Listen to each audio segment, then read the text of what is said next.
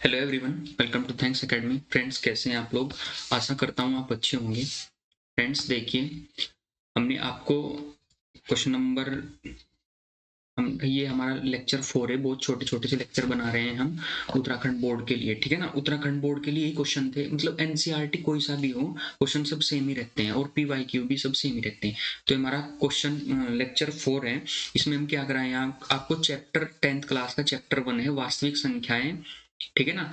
और क्या है, इसमें 4 नंबर के क्वेश्चन होंगे, ठीक है ना। जो लेंथी क्वेश्चन होते हैं ना, लघु उत्तरीय प्रश्न वाले, और पीवाईक्यू सॉल्यूशन कराएंगे, बेस्ट सॉल्यूशन। देखिए फ्रेंड्स कैसे, ये हमारा क्वेश्चन नंबर 1 है। क्वेश्चन नंबर 1 को इसे रीड करके देखो, रीड करो इसे। क्वेश्चन नंबर 1 में क्या दिया गया है, मैं इसको आपको समझाता हूँ अच्छे से। देखो, इसने कहा है कि यदि यदि 1261 और ये 2022 में क्वेश्चन आया हुआ है, ठीक है ना। मैंने एलसीएम निकालना आपको बताया था, इस वीडियो में बताऊंगा। हर वीडियो में कॉन्सेप्ट सोल्व करूंगा आपका, ठीक है ना। हर वीडियो में कॉन्सेप्ट सोल्व करूंगा। 1261 और 1067, 1261 और 1067 का हमें क्या निकालना है, हमें एचसीएफ हमें दिया हुआ है और हमें एलसीएम निकालना है। तो हमारा एक फॉर्मूला होता है, ये फॉर्मूला है हमारा, ये फॉर्मूला है, ठीक है ना। ये क्या है, हमारा फॉर्मूला है। तो इस फॉर्मूले में क्या होता है कि पहली संख्या इंटू दूसरी संख्या बराबर क्या होता है, बराबर होता है LCM into HCF, LCM into HCF, ये होता है हमारा। तो ये हमारा पूरा फॉर्मूला है, ये फॉर्मूला है हमारा, पहली संख्या इंटू दूसरी संख्या और एचसीएफ इंटू एलसीएम, ठीक है ना। तो इस फॉर्मूले में क्या होता है कि हमें या तो एलसीएम देगा या एलसीएम देगा, एचसीएफ निकालने को बोल देगा। दो संख्या तो हमेशा देगा ही देगा, दो संख्या गुणा हमेशा देगा ही देगा, ठीक है ना। तो एलसीएम देगा या एचसीएफ देगा, ठीक है ना। अगर एचसीएफ दे रहा है तो एलसीएम बोल देगा निकालने को, जैसे यहाँ पे बोल दिया। और एचसीएफ एलसीएम देगा तो एचसीएफ बोल देगा निकालने को, ठीक है ना। तो देखिए इस क्वेश्चन को कैसे करेंगे, इसमें वैल्यू पुट करेंगे। हमें पता है कि भाई एचसीएफ हमें दिया हुआ है, तो एचसीएफ ये इसकी जगह हमने पुट कर दिया। एचसीएफ क्या है, 97। एलसीएम दोनों संख्या का, ब्रैकेट में ये इसलिए लिख रहे हैं क्योंकि दो संख्या की बात कर रहे हैं, इन्हीं संख्या की, इन संख्या की बात कर रहे हैं, तो इसलिए एलसीएम भी इन्हीं का ही निकाल रहे हैं हम, ठीक है ना। तो एलसीएम हमें क्या करना है, इन दोनों संख्याओं का एलसीएम निकालना है। और पहली संख्या हमारी ये है और दूसरी संख्या हमारी ये है, ठीक है। अब एलसीएम को हमने ऐसे कैसे ही रखा और इसे ले गए हम इधर बटे में। जब बटे में ले गए 97, अब 97 को हमने किससे काटा 97 को हमने किससे काटा है। जब हम 97 को काटेंगे, किससे काटेंगे, ये 11 बार कट रहा है। किससे कट रहा है 11 बार, भाई किससे कट रहा है 11 बार, 97 में 11 बार किससे कट रहा है, 8 एकम 8 या 7 एकम 7, है ना। 7 से कट रहा है, ये 7 से कट रहा है, 7 से काटा 7 एकम 7 और 7 एकम 7, ऊपर भी 7 7 से काटा, ठीक है ना। ऊपर भी 7 से काटा और इसे डिवाइड, इसकी मल्टीप्लाई करके और 11 से डिवाइड करके ये आंसर आ जाएगा। 7 से काटेंगे जब इसे, ठीक है ना, तो हमारा ये आंसर हो जाएगा। ये हमारा क्या हो जाएगा, एलसीएम, ये एलसीएम हो जाएगा ऐसे दो संख्याओं का। और पीवाईक्यू का क्वेश्चन है और रिपीट हुआ का क्वेश्चन है, ठीक है ना। मैं एक सीरीज लाऊंगा जिसमें आपके 50 क्वेश्चन होंगे, 50 क्वेश्चन में से ही पेपर आएगा। और मैं भाई लिख के दे रहा हूं कि 80/80 पीवाईक्यू में से रिपीट मैं बताऊंगा कैसे होंगे, ठीक है। तो फ्रेंड्स, चैनल को पहले सब्सक्राइब करें, लाइक करें, ज्यादा से ज्यादा शेयर करें। लाइक जरूर कर दिया करो वीडियो को। देखो क्वेश्चन नंबर 1 ये है, थोड़ा जूम कर देता हूं जिससे आपको देखने में आसानी हो। बिल्कुल सेम कॉन्सेप्ट पे ये, सेम कॉन्सेप्ट पे ही है ये बिल्कुल। इसमें क्या कहा गया है, देखो इसमें कहा है कि 1800 ये 18 जीरो और 75 का अभाज्य गुणनखंड निकालना है हमें, ठीक है ना। तो इसका क्या निकालना है, अभाज्य गुणनखंड, ठीक है। तो अभाज्य गुणनखंड कैसे निकाल लोगे इसका, देखो जब हम इसका अभाज्य गुणनखंड निकाल लेंगे, जब इसका अभाज्य गुणनखंड निकाल लेंगे हम, ठीक, अभाज्य गुणनखंड कैसे निकाल लेंगे, एलसीएम, अभाज्य गुणनखंड द्वारा एलसीएम निकालना और फिर दो संख्याओं का एचसीएफ निकालना, यानी कि फॉर्मूला लगेगा। फॉर्मूला लगेगा ना। तो इसका एलसीएम निकालने के लिए हमने क्या मेथड बताया था आपको? मेथड ये है कि भाई सबसे पहले अभाज्य गुणनखंड विधि से क्या करेंगे, इसके गुणनखंड करेंगे। जब इसके गुणनखंड करेंगे तो 2 गुणा 2 गुणा 3 गुणा 3 गुणा 5 गुणा 101, लास्ट में जो आएगा ना 101 से ही कटेगा और किसी से नहीं कटने का। और एलसीएम निकालने के लिए हमने आपको बताया था कि इन्हें पावर के रूप में लिख लेते हैं। पावर के रूप में क्या हो जाएगा, 2 की पावर 2 हो जाएगा, गुणा 3 की पावर कितना हो जाएगा 3, और गुणा 5 गुणा 101 101, ठीक है ना, 101। ये हो गए, हमने पावर के रूप में लिख दिए। ये इसने यहाँ भी लिख रखे हैं पावर के रूप में, हमने इधर लिख दिए। फिर हमने 75 के गुणनखंड करे तो 3 गुणा 5 गुणा 5 गुणा 101, तो इसके ये गुणनखंड हो जाएंगे। 3 की पावर कुछ नहीं है, एक ही है, और 5 की पावर 2 है, और गुणा 101 है। ठीक, तो अब इसका हमें एलसीएम निकालना। तो अब एलसीएम कैसे निकाल लेंगे हम इसका? अब हम इसका एलसीएम कैसे निकाल लेंगे? अब इसका एलसीएम देखो कैसे निकाल लेंगे हम। 2023 में आया हुआ क्वेश्चन है ये। 2023 में हमने बताया था आपको एलसीएम निकालने के लिए कि जो सबसे बड़ी संख्या होती है ना, मतलब जिसकी पावर सबसे बड़ी होगी, जैसे 2 हो गया, ये 2 हो गया ना, 2 हो गया, 2 को देखो 2 है, 2 यहाँ नीचे तो नहीं है कहीं पे 2 ना, नीचे है मतलब ऊपर है, तो ऊपर क्या होगा 2 की पावर 2 हो जाएगा, 2 की पावर 2 हो गया ना, 2 की पावर 2। फिर 3 में सबसे बड़ी पावर कौन सी है? 3 में देखो 3 ये रहा यहाँ से, और ये रहा, जो सबसे बड़ी पावर होगी वो लेनी, कॉमन में जो सबसे बड़ी पावर होगी वो लेनी। 3 यहाँ भी है, यहाँ भी है, तो 3 की सबसे बड़ी पावर ये है, तो इसे ले लो, 3 की पावर 3 हो गया, ठीक है ना। ये इस पे दिख नहीं रहा क्या? ये इस पे दिखाई नहीं दे रहा, तो मैं मोटा कर लूंगा, चलो लाइन को। 3 की पावर 3 होगी, इनटू फिर क्या है, फिर 5 है, 5 यहाँ भी है और यहाँ भी है, तो जो सबसे बड़ी पावर होगी 5 की पावर कितना हो जाएगा, 5 की पावर 2, और 101 यहाँ भी है, 101 यहाँ भी है, तो 101 की पावर 101। अब इनकी सबकी गुणा कर दो। अब क्या कर दो, अब इनकी सबकी गुणा कर दो, ठीक है ना। जब इनकी सबकी गुणा करोगे तो 2 दूनी 4, 2 दूनी 4 आ गया, 3 3 9 आ गया, 5 5 25 आ गया, 101 आ गया, ठीक है। फिर जब इनकी सबकी मल्टीप्लाई करोगे तो कितना आ जाएगा, 90900, यो आ गया एलसीएम। अब इस एलसीएम की सहायता से हमें क्या करना है, ये हमने निकाल दिया एलसीएम। अब इसने कहा कि भाई एलसीएम तो आ गया, यो एलसीएम तो आ गया, ठीक है ना। अब ये एलसीएम तो आ गया। अब एलसीएम की हेल्प से हमें क्या करना है, एलसीएम की हमें हेल्प से इसका एचसीएफ निकालना। अब एचसीएफ कैसे निकाल लेंगे, अभी फॉर्मूला बताया, बिल्कुल जस्ट अभी। फॉर्मूला क्या था, फॉर्मूला ये है कि दो संख्याओं की गुणा, दो संख्याओं की गुणा, दो संख्या मान लो ए बी होगी, ए बी, और इसका एचसीएफ इंटू एलसीएम उन्हीं संख्याओं का। ये फॉर्मूला अभी बताया पिछले क्वेश्चन में, पिछले क्वेश्चन में फॉर्मूला बताया, ठीक है ना। तो हमने ये दोनों संख्या रख दी, ये संख्या यहाँ पे रख दी। एचसीएफ इसका हमें क्या करना है, निकालना है। एलसीएफ हमने भी इसका निकाल लिया, ये आ गया एलसीएम, ठीक। अब हम क्या करेंगे, एचसीएफ निकालना, तो इस संख्या को उठाकर इसके बटे में ले जाएंगे इधर। तो यहाँ ये एचसीएफ तो है, बच गया इधर। अब ये इसके बटे में हो गया, ये इसके बटे में हो गया। अब इसे छोटा करो, सोल्व करो इसे। सोल्व कैसे करोगे, सोल्व कैसे, ये 15 से कट रहा है, ये 15 से कटेगा, ऊपरला 15 से कितनी बार कट गया, 5 0 5 15 से, और इसे भी 15 से काट दो, क्योंकि 0 0 आ रहा है, 15 से कट सकता है, तो ये कितना कट गया, 6 0 6 0 60 बार।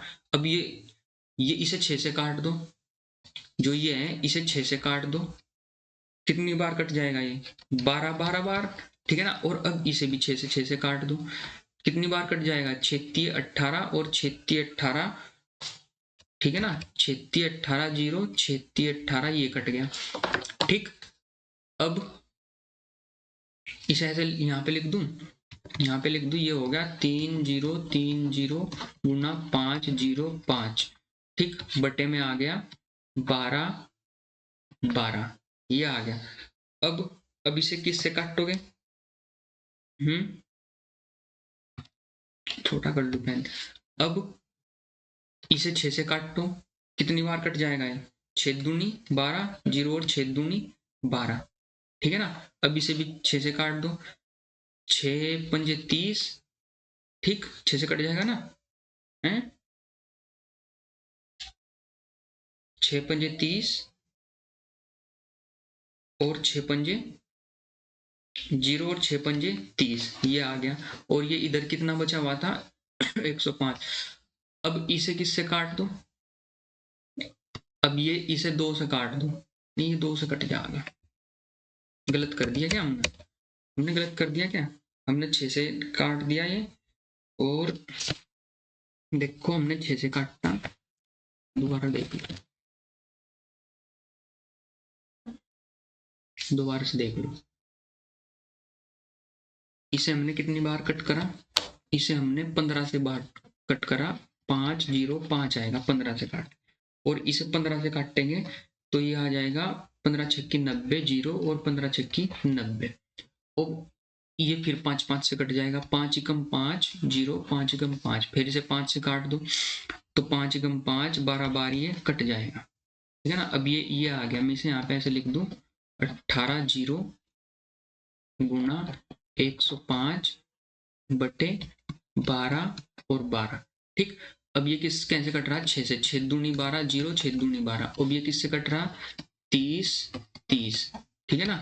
ये 30 इंटू 30 और इंटू, ये इधर दिख नहीं रहा होगा, नीचे लिख देता हूँ इसे यहीं लिख देता हूँ, या इसे एक बार और काट लो, देखो ये 5 5 5 बार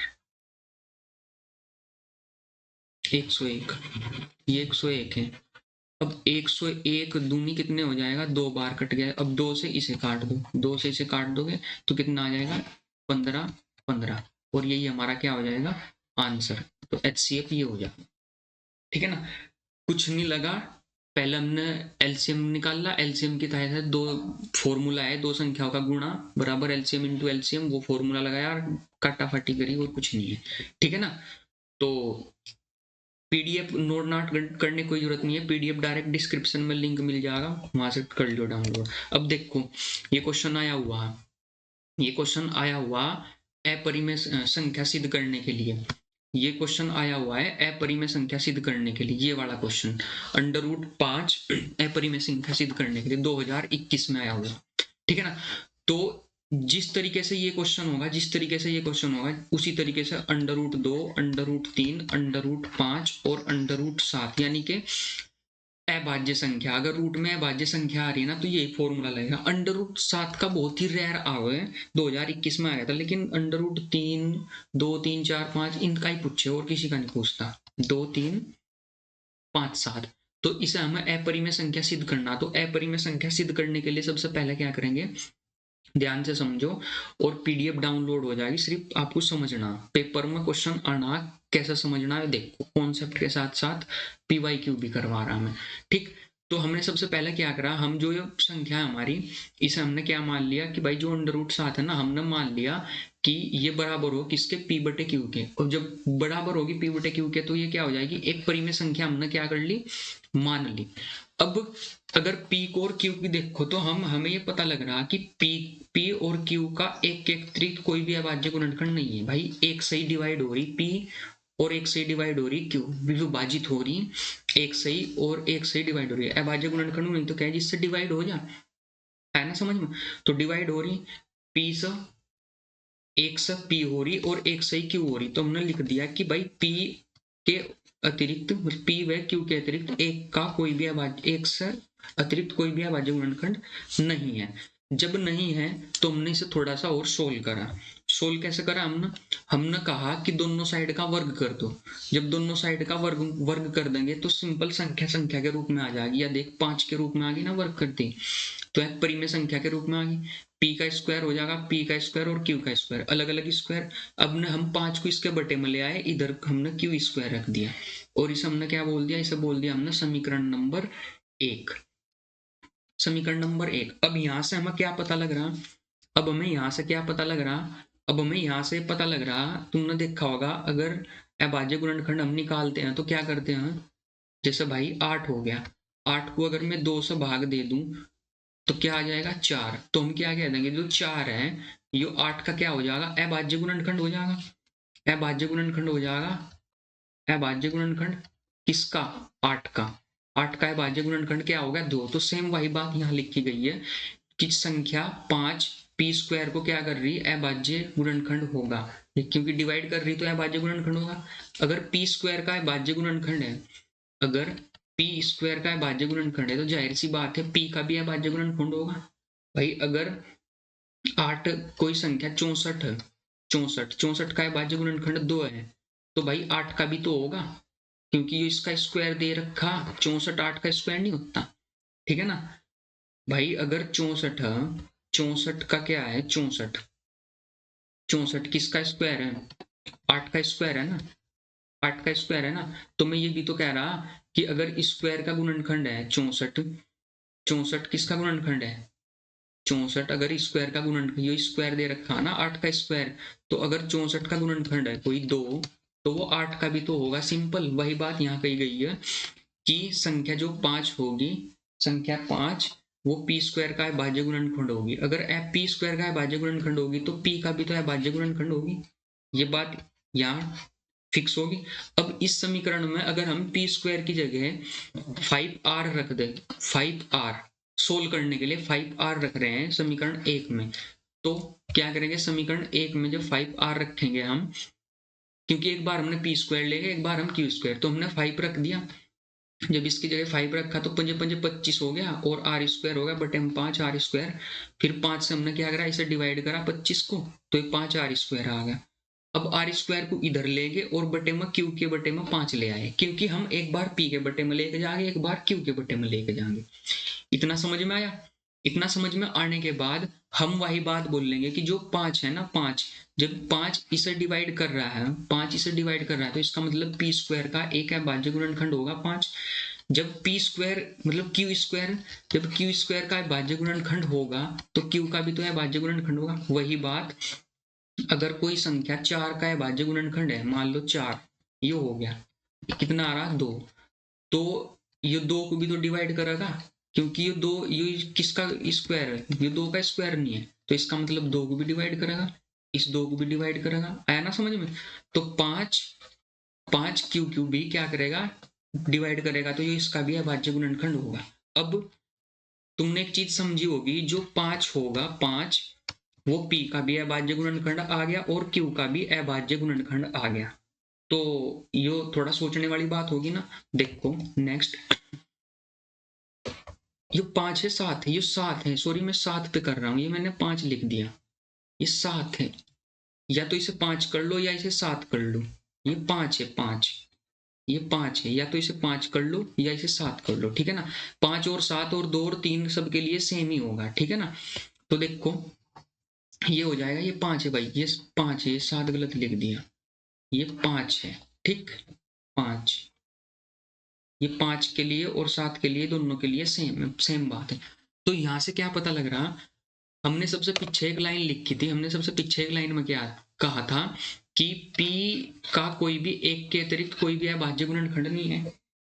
कि हमने क्या बताया कि जो P स्क्वायर है ना, P मतलब 1 है, 1 P का भी अभाज्य गुणनखंड है और Q का भी अभाज्य गुणनखंड है। लेकिन सवाल को सोल्व करते हुए जो हमारा क्या डिसीजन निकला, कि क्या डिसीजन निकला, क्या सॉल्यूशन निकला, कि जो 5 है ना, 5 P व Q दोनों का एक उभयनिष्ठ अभाज्य गुणनखंड है, उभयनिष्ठ अभाज्य गुणनखंड है, जो कि असत्य है। असत्य क्यों, क्योंकि झूठ है। क्यों होगा असत्य, जो अब तक दिखाया वो असत्य क्यों है, क्योंकि P का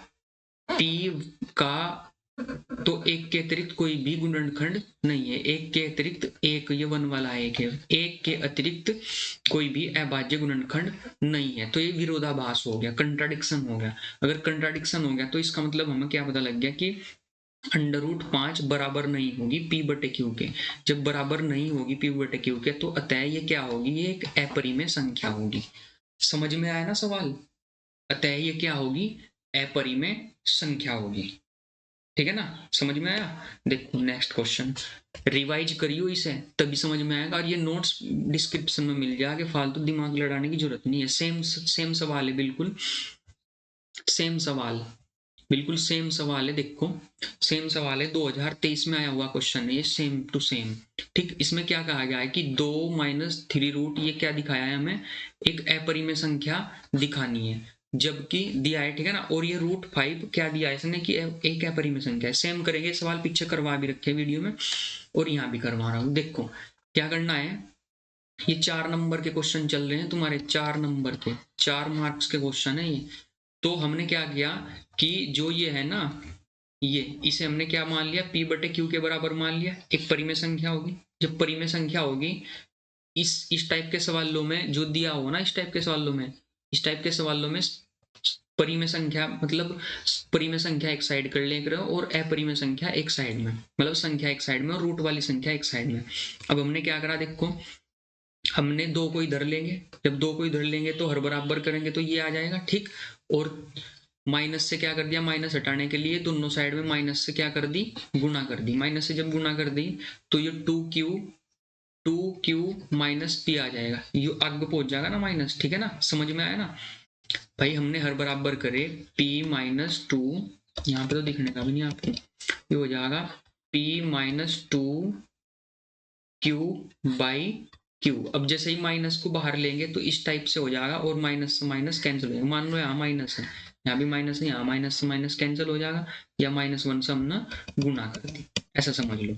और ये क्या होगी, एक परिमेय संख्या होगी ये भी। अब फिर 3 हमने क्या करा, 3 को हमने इधर से इधर ले गए तो ये क्या हो जाएगा, 1/3 ये यहाँ पे आ गया। अब देखो जो ये वाली साइड है ना, तुलना करो इनकी दोनों साइड की, दोनों साइड की तुलना करो। अब जब तुलना करी तो जो ये वाली साइड आई ना, दूसरी ये वाली साइड, तो ये क्या है, एक परिमेय संख्या है, साफ साफ दिख रही, सारे नेचुरल नंबर है, सारी प्राकृत संख्या है।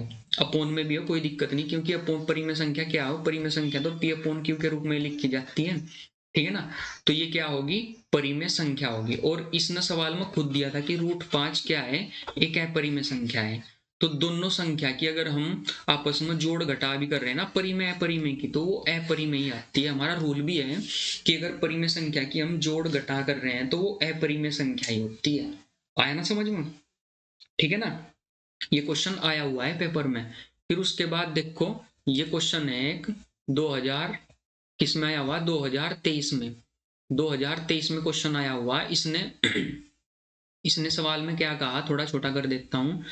इसने सवाल में कहा है, देखो यहाँ पे देख लो, इसने सवाल में कहा है कि 3 घंटियां दी गई है, 3 घंटियां, 3 घड़ियां, घंटियां नहीं घड़ियां, 3 घड़ियां 6, 8, 12 मिनटों के अंतराल से बजती हैं। सॉरी घंटियां हैं, 3 घंटियां हैं जो 6, 8, 12 मिनटों के अंतराल पर बजती हैं, ठीक। यदि ये तीनों घंटियां 6 बजे पर बजी तो इसके बाद वे कब बजेंगे। अगर वे 6 बजे, भाई इनके बीच में 6 मिनट का, 8 मिनट का और 12 मिनट का, 18 मिनट का गैप है। लेकिन अगर वे तीनों बज रही ना, वे 6 बजे बज रही, ठीक। 2023 में आया हुआ 4 नंबर का क्वेश्चन है, ठीक है ना, 4 नंबर का क्वेश्चन है, 2023 में आया हुआ, ठीक। बज रही ना। तो इसने कहा, इसने सवाल में कहा कि वे आगे कब बजेंगी, एक बार तो 6 बजे बज रही, एक बार कब बजेंगी, तो इन तीनों संख्या का एलसीएम ले लो। एलसीएम लेकर पता लग जाएगा कि कब बजेंगे, डायरेक्ट एलसीएम ले लो। थ्योरी वोरी तुमने देख ली, कुछ नियम जो मैं बोल रहा वही ऊपर लिखा हुआ, एलसीएम ले लो। एलसीएम लेने का मतलब लहसम, लहसम में क्या करेंगे, 6 के गुणनखंड करे, 2 आया 3 आया, 12 के गुणनखंड करे, ऊपर कर दो इसे, 12 के गुणनखंड करें, 12 के गुणनखंड 6 के गुणनखंड करें, 2 आया 3 आया, 12 के गुणनखंड करेंगे तो 2 आएगा 3 आएगा, 2 आएगा 3 आएगा।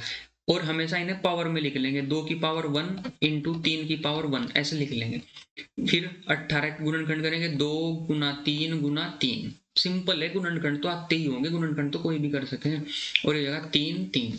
अब हमें क्या करना है, जो सबसे बड़ी पावर होंगी, जो सबसे बड़ी पावर होंगी तीनों में, उन्हें उठाओ। सबसे बड़ी पावर 2 की पावर 1 है, 2 की पावर 2 है, 2 की पावर 2 है, तो 2 की पावर सब में आ रहा, तो 2 की पावर 2 आ गया। 3 सब में है, तो 2 की पावर 1 है, 2 की पावर 1 है, 2 की पावर 3 है, तो 2 की पावर कितना आ गया, 2 की पावर 2 आ गया। तो कितना आ गया, 2 दूनी 4 और 3 3 9, तो कितना आ गया 36। तो इसका मतलब ये जब भी बजेगी, पहले तो कितने बजे बज रही है, 6 बजे बज जाती, 6 बजे। अब ये 36 मिनट बाद बजेगी, ये मिनट आई, तो ये 6:36 AM, यानी कि 6:36 पर ये तीनों घंटियां हैं, जो घंटियां आपस में बजेंगी, मतलब बजेंगी ये, ठीक है, 36 मिनट बाद, ये एलसीएम से पता लगा। तो फ्रेंड्स इस टाइप के क्वेश्चन बहुत ही बढ़िया हैं और पीडीएफ आपको डिस्क्रिप्शन में मिल जाएगी। अगर आपको हमारी वीडियो अच्छी लग रही है